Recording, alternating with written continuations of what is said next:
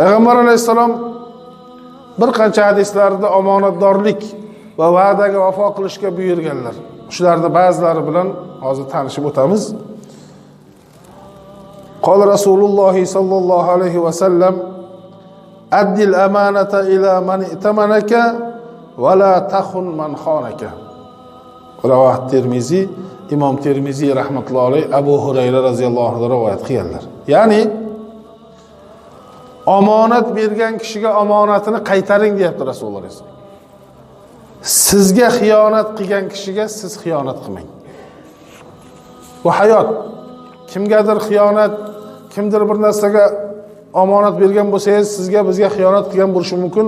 Musulmon kishi bu xiyonat qildi, men ham xiyonat qilishim kerak deb unga javob qaytarish kerak emas. U adashibdi, u noto'g'ri qilibdi, u Allohga osiy bo'ldi. Rasululloh alayhisalomni sunnatlariga, buyruqlariga itoat etmadi, mayli. Alloh uni ham to'g'ri yo'lga boshlasin. Alloh hidoyat qilsin, qalbiga iymonni mustahkam qilsin. Deylatda bizga tushganni nima edi? Bizga omonat qo'yilsa biz xiyonat qilmaymiz.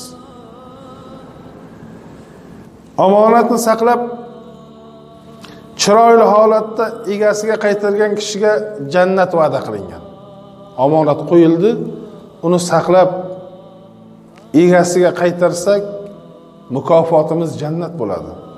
Mayli o'sha birovning omonatni yeb ketar, aldab olib qo'yar, o'sha payti ozgina o'shandan manfaat ko'rganda ham bo'lar. U ishtim emas lekin.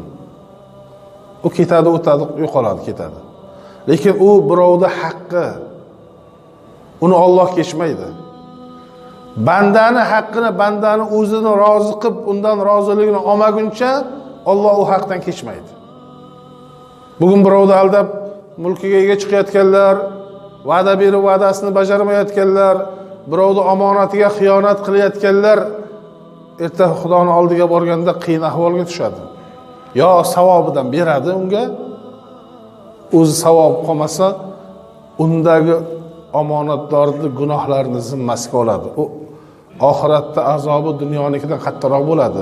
Bugun o'sha birovning omonatini olib yeb qo'ysa, ozgina yaxshi yashashi mumkin, chiroyli kun kechirishi mumkin, yaxshi kiyim kiyishi mumkin, qorin zo'r narsalar bilan to'yib yurishi mumkin. Lekin oxiratda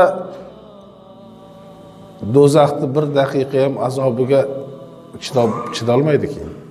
Bu unga teng kelmaydi. O'tadi ketadi umr.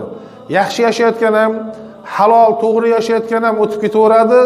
Omonatga xiyonat qilib, firibgarlik, o'g'rilik, va'dabozlik qilayotganlar ham o'tib ketaveradi. Hamma o'tadi dunyoda. Lekin erta hisob-kitob vaqti kelganda, Allohga ro'para bo'lganda, buni hisobini bera olmay qolishimiz mumkin.